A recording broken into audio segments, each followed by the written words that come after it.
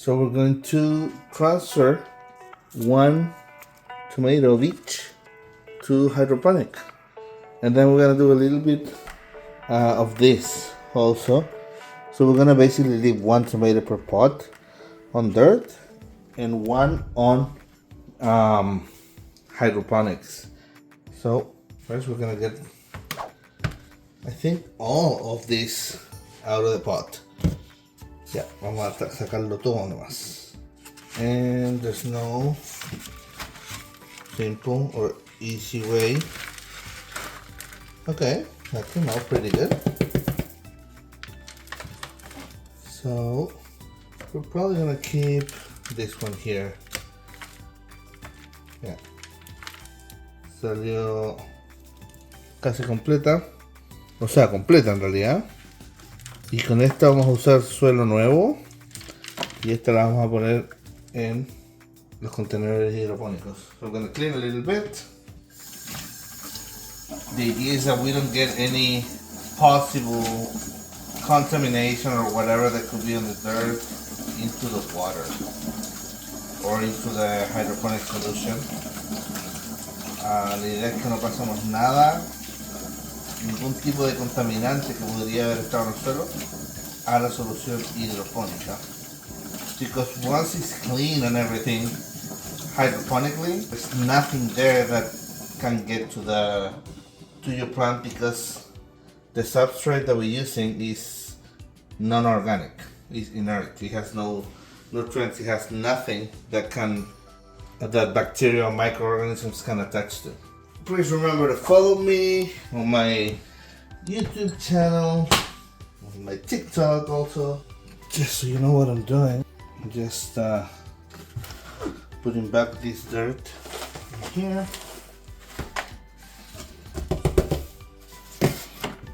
This we're just gonna move it a little bit because we already have a base, ya tenemos una base. And now, there we go.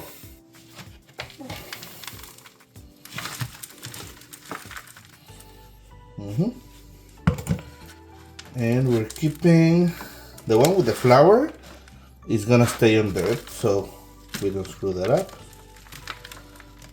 And this we're gonna clean them for hydroponic. These are from the tomatoes that I bought from Walmart. I mean from Dollarama, right? Estos son de los tomates que compré en el Dollarama. So I know that at least one box was like dwarf tomatoes, I think. Creo que por lo menos una de las cajas era de tomate enanos. And for that, I hope that the plant is also small. Because like, I mean, this one already has a flower, right? Este tiene una flor. And the other tomato that I have with flowers, it's way bigger than this. It's at least 3 times bigger. So it makes me believe that these are the 2 varieties that I bought. Las dos variedades que compré. Okay. This one is done too. So now we're gonna do the hydroponic part. And then I'm gonna continue doing this with the rest of the tomatoes, but I'm not gonna show you that part. I don't have a lot of hydroponic solution. No tengo mucha solución hidropónica. And so one is gonna be with leca, and the other one is gonna be with lava rock. So this is how you want your roots. You just put it here like that and start adding whatever substrate you're gonna use.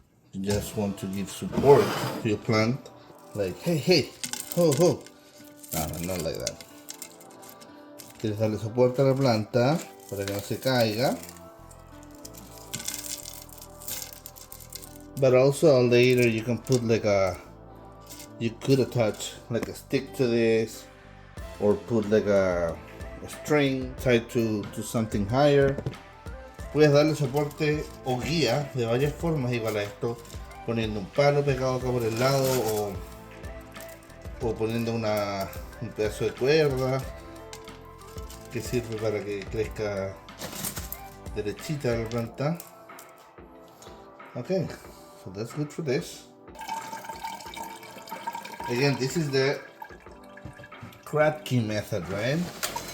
Este es el método Kratky. Si quieren entenderlo más en detalle, en mi canal tengo una lista completa de todo lo que he hecho en Kratky, y en muchos de los videos lo digo como las technicalidades, qué significa, cómo se hace.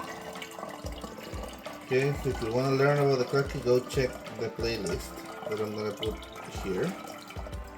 Yeah, I wish I had more nutrients, but it'll still do good for a couple weeks. Just some water. Igual estaría bien esto solamente en agua por un par de semanas. Remember that the first time you can go over the net because you want the liquid to reach the roots. La primera vez puedes pasar el canastito porque quieres que las raíces toquen el líquido, so they start growing. And after that, you want to keep the liquid to like 2 or 3 fingers below the net to have some oxygen. Después de eso quieres mantener el nivel del agua 2 o 3 dedos bajo esto para tener un espacio para el oxígeno. And now the other one is basically the same. Just want to do it with leca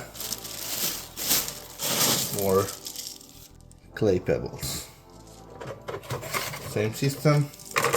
The only thing with leca is that it's lighter, so it's more probable that your plant loses balance and stability. En leca es más probable que la planta pierda un poco de soporte, especially if you're using a net like this small for a plant that could grow pretty big. Sobre todo si estás usando una planta tan chiquitita o una malla tan chica para una planta que puede crecer 1 metro, couple feet.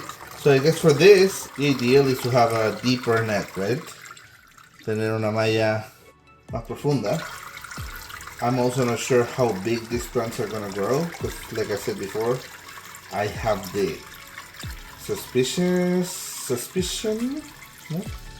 that these are the small variety, so, and I've never grown those.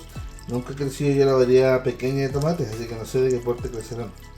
But I've even seen them growing on just an AeroGarden. Las he visto crecer simplemente bajo el AeroGarden, así que no, maybe they don't need that much. Okay, so that's gonna be for this video. Nos vemos, chao.